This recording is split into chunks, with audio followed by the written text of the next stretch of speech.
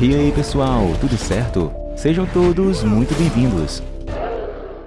A história começa nos anos 30 no Mississippi, onde o jovem Sammy leva uma vida difícil colhendo algodão, além de dividir uma moradia humilde com os pais e várias irmãs. Ao contrário dele, seus primos estão cheios de estilo ao retornar à cidade natal para fazer negócios. Eles são os gêmeos Moore, apelidados de Stack e Smoke, e estão de olho no prédio de uma antiga madeireira. O atual dono do imóvel se chama Hogwood, um homem desagradável que nem tenta esconder o racismo e fala com os dois de forma desrespeitosa. O clima vai ficando tenso e cada um começa a aproximar a mão da pistola. Então Hogwood jura que não quis ofender ninguém e diz que esse é só seu jeito de falar. Stack decide fechar logo a compra com uma mala cheia de dinheiro, enquanto Smoke deixa claro que aquele é o pagamento integral. Isso significa que o imóvel agora lhes pertence e eles estão no direito de defender sua propriedade, inclusive no caso de ataques da Ku Klux Klan. Com um ar de surpresa, Hogwood dá uma risada falsa e garante que essa organização não existe mais. Enquanto isso, Sammy está na igreja com seu pai Jack, que é um pastor muito rígido. Ele desaprova a paixão do filho pela música e observa com desgosto quando ele sobe no carro dos primos, levando consigo o violão. Smoke e Stack estão de volta depois de ter morado em Chicago por 7 anos, e agora planejam abrir um bar para a comunidade negra. A admiração do rapaz só aumenta ao ver a coragem dos primos ao lidar com uma cascavel, derrotando a cobra rapidamente. Chegando ao centro da cidade, vemos que a fama dos gêmeos é controversa por ali, pois uma jovem começa a se afastar assim que Smoke se apresenta. Porém, ela abre um sorriso quando ele diz que vai pagá-la para vigiar seu caminhão e ainda lhe ensina alguns truques de negociação. Então Smoke entra na venda de seu amigo Bochow, que fica surpreso em revê-lo e animado com seu pedido enorme para o bar. De repente, a buzina avisa que o caminhão está em perigo e Smoke pega 2 ladrões no flagra, atingindo um deles na retaguarda e o outro na perna. Depois disso, ele paga Bo para chamar um médico, mas faz isso sem que ninguém veja, pois não quer arriscar sua fama de implacável. Ele também pede à filha de Bo que vá buscar sua mãe Grace do outro lado da rua, pois é ela quem fará a placa do bar.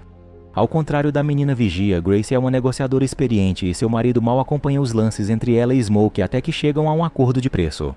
Enquanto isso, Stack pede para ouvir o primo tocando violão e fica de queixo caído com o vozeirão de Sammy, já pensando na fortuna que vai ganhar com esse rapaz.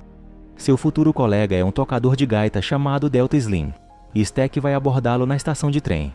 Slim diz que toca no mesmo bar há 10 anos e não vai arriscar esse serviço estável por um bar que nem abriu ainda. Porém, a conversa toma outro rumo assim que ele dá um único gole na cerveja irlandesa que Stack lhe oferece, avisando que trouxe mais garrafas de Chicago. Aproveitando a multidão ali na plataforma, Stack coloca seus 2 novos funcionários para tocar, anunciando a inauguração. Sammy paquera uma mulher chamada Pearline, mas ela se afasta dizendo que é casada. Stack se vê em apuros quando chega sua ex-namorada Mary, que começa a xingá-lo por ter fugido dela no meio da noite. Depois de se livrar da encrenca, ele leva Sammy e Slim até uma plantação para falar com seu amigo Cornbread, a quem ele quer contratar como porteiro. Recusando a oferta antes de ouvir, ele apresenta sua esposa Teresa e quase parte para a violência porque Stack se recusa a maneirar no linguajar na frente dela.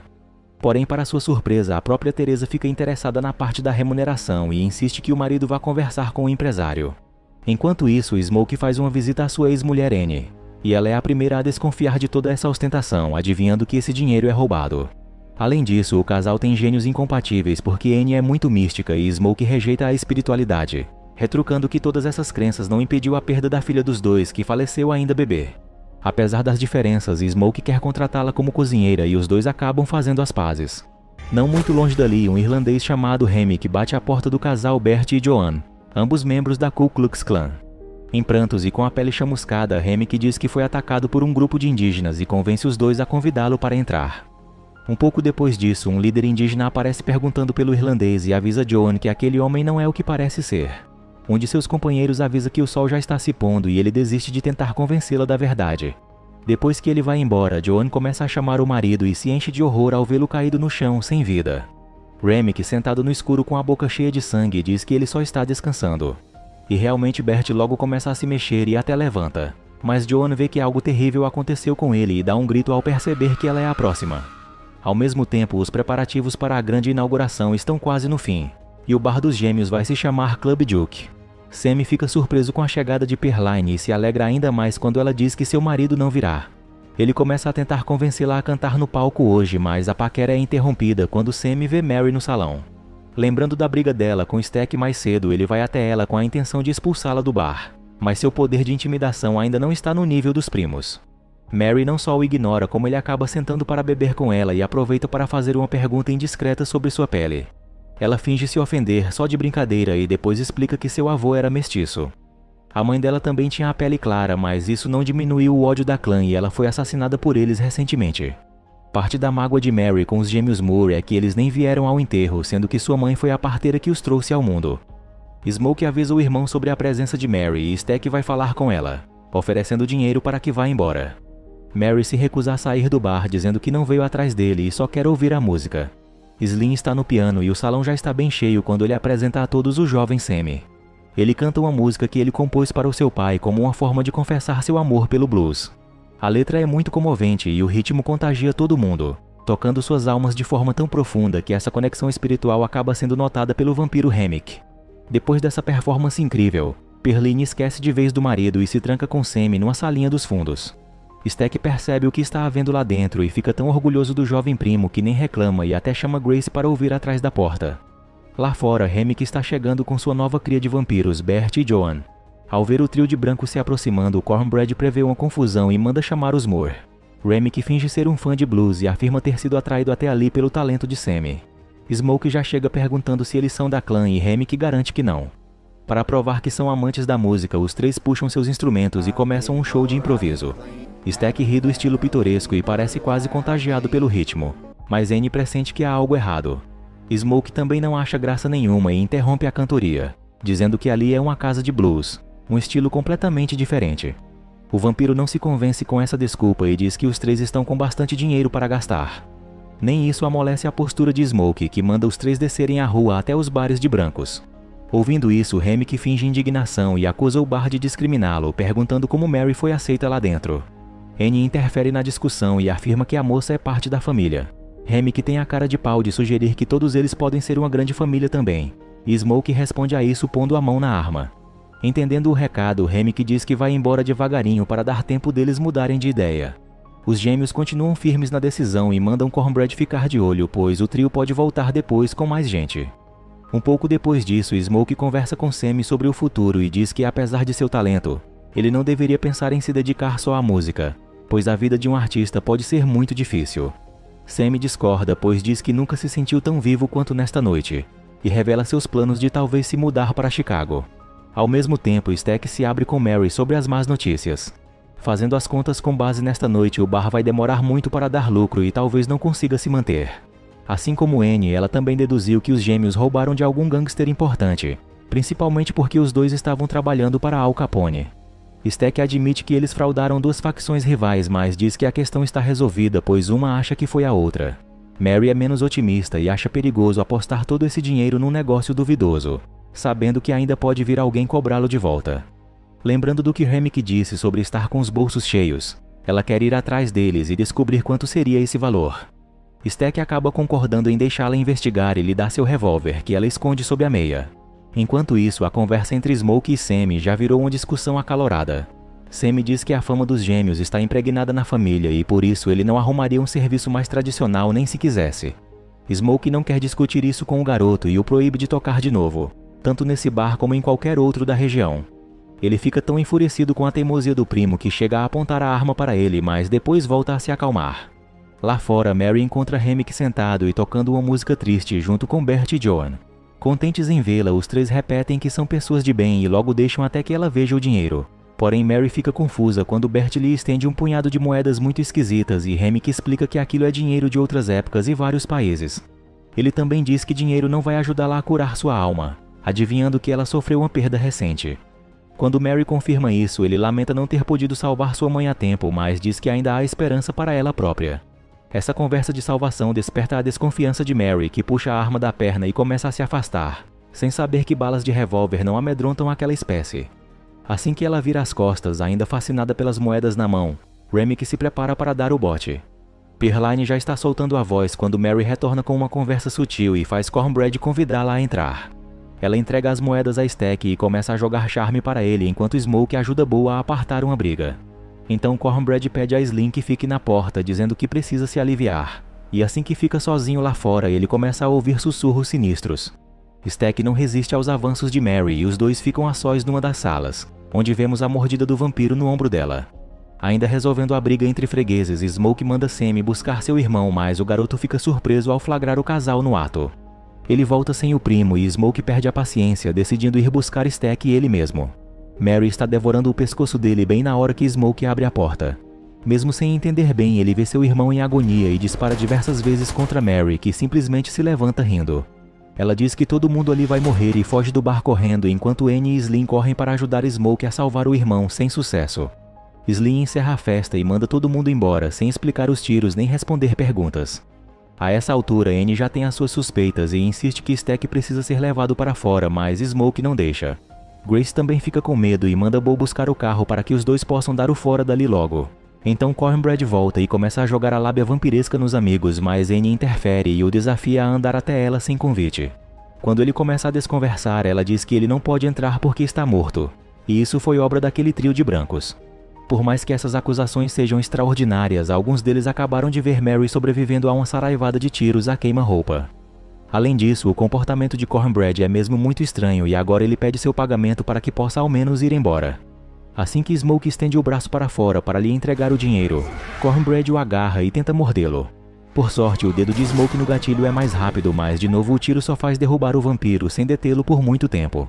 Vendo aquele homem enorme se levantando com os olhos translúcidos, Smoke corre de volta para dentro e Cornbread não consegue segui-lo. É então que Perline avisa sobre algo ainda mais terrível. Ela está ouvindo alguém bater na porta do quarto pelo lado de dentro, mas a única pessoa que está lá dentro é Stack. Quando Sammy tenta chegar mais perto, uma faca atravessa a madeira bem na sua direção. A voz de Stack começa a chamar o irmão, que vai espiar pelo buraco que a faca deixou, enquanto Annie o alerta de que aquilo não é o seu gêmeo. Stack implora que o deixem sair e diz que Smoke está deixando a esposa separá-los como sempre fez. Bem quando Smoke resolve ceder e vai buscar a chave, Stack derruba a porta em cima de Sammy. Então Annie atira alho no rosto dele, que começa a queimar imediatamente. Stack sai do bar correndo aos gritos. Diante disso, Annie informa a todos que estão lidando com vampiros e Grace se aflige com a demora de Bo, mas os outros não deixam que ela se arrisque lá fora. A única coisa a fazer agora é esperar a alvorada ali dentro, sem deixar que ninguém entre. Por precaução, eles também começam a separar dentes de alho e arrancar pernas de cadeiras para fazer estacas. Annie explica que a alma de Stack está presa no corpo junto com aquela versão monstruosa dele.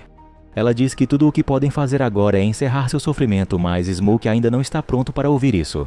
Sammy se sente culpado por ter desafiado Deus com sua música e Slim tira essa ideia da cabeça dele, dizendo que já viu o demônio várias vezes e não vai deixá-lo vencer. É então que alguém nota um freguês desmaiado que agora parece ter sido mordido. Sammy ajuda Stack a levá-lo para fora antes que ele acorde, e os dois começam a ouvir um canto macabro. Só agora eles percebem o erro que cometeram ao dispersar os fregueses naquele momento, pois Remick transformou todos em vampiros. Preocupada com o bêbado mordido, Annie decide testar cada um do grupo com alho, mas Perline se recusa a comer. Smoke aponta a arma para ela e Sammy acaba apanhando ao tentar defendê-la. Ela acaba cedendo e todos passam no teste depois de um momento tenso com Slim, cuja digestão está complicada por causa da bebida. Annie e Smoke começam a achar que o bêbado nem tinha sido mordido, pois ninguém verificou se a poça era mesmo de sangue. Então outro freguês bate na porta dos fundos e implora por abrigo com medo dos vampiros. Ele é atacado por Cornbread assim que Stack decide abrir a porta. Bo aparece bem nesse momento e sua indiferença diante dessa atrocidade revela a Grace que ele também já virou vampiro. Então Remick aparece para conversar, aproveitando a brecha na fortaleza, e diz que ele realmente veio ao bar pela música. O dom de Sammy é capaz de se comunicar com outras eras e só assim o vampiro pode rever alguns velhos amigos. Ele também revela que Hogwood, o antigo dono do prédio, é o líder da Ku Klux Klan naquelas áreas. Bert é sobrinho dele e contou que o grupo planeja um ataque ao bar na manhã seguinte. Até Stack se junta ao coro para convencer a todos que o vampirismo é a única saída para os oprimidos. Smoke fica muito perturbado por ver seu irmão dessa forma e parece indeciso por um momento. Seus amigos impedem que ele seja manipulado por Stack e fecham a porta de novo, mas agora é Grace quem perde a cabeça. Revoltada com a inércia dos outros e preocupada com sua filha em casa, ela decide enfrentar os monstros sem demora e grita um convite coletivo, permitindo a entrada de todos. Os vampiros invadem o bar logo em seguida e o caos se instala, com várias lutas paralelas e muitas estacas sendo usadas. Grace enfia uma delas no coração de Bo e se deixa queimar junto com ele, perdendo as esperanças. Annie luta bravamente com todas as suas armas, mas acaba sendo mordida por Stack e lembra a Smoke que ele jurou libertá-la caso isso acontecesse. Cumprindo a promessa, ele atravessa seu peito com uma estaca assim que ela começa a reviver.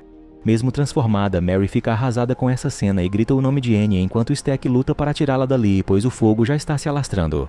Slim também manda os sobreviventes fugirem e fica para trás, sacrificando a própria vida para que os outros tenham uma chance. Pearline, Smoke e Sammy tentam sair pelo andar de cima, mas são surpreendidos por Remick e Stack. Os gêmeos se enfrentam e Pearline tenta ajudar Sammy a se livrar de Remick, mas acaba sendo mordida por ele. Remick persegue Sammy até o rio e começa um batismo satânico conforme todos os vampiros se juntam ao redor da dupla. Rezando um Pai Nosso, Sammy quebra o violão na cabeça dele, ferindo todos ao mesmo tempo. Porém, isso não é o suficiente para derrubá-lo e agora Remick avança para o garoto, determinado a transformá-lo. É então que uma estaca o atravessa pelas costas e vemos que Smoke veio salvar o primo no último momento. O sol finalmente começa a nascer, queimando Remick e a multidão de vampiros. Smoke e Sammy se abraçam, assistindo ao horrível fim de seu inimigo, que acaba se desfazendo conforme as chamas o consomem. Depois que os dois se despedem, Smoke se prepara para a segunda batalha, pois não se esqueceu do aviso de Remick.